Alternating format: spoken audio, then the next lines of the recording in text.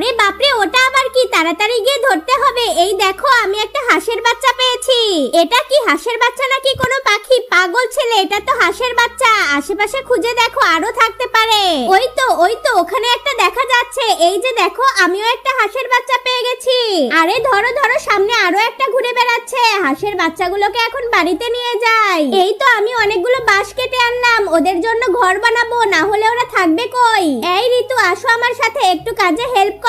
আমরা ঘরের মেঝেটা তৈরি করে ফেলি। কোনো সমস্যা নেই, এসব কাজ আমিও করতে পারি। এই যে দেখো, ঘরের মেঝের পর এবার তো আমরা পুরো ঘরের কাঠামোটা তৈরি করে ফেলেছি। এই শোনো, ওদের জন্য একটা ছোট্ট পুকুর বানাও। তুমি একদম ঠিক বলেছো। ঘরের সামনে ছোট্ট একটা পুকুর বানালে সারাদিন ওরা ওখানেই গোসল করতে পারবে।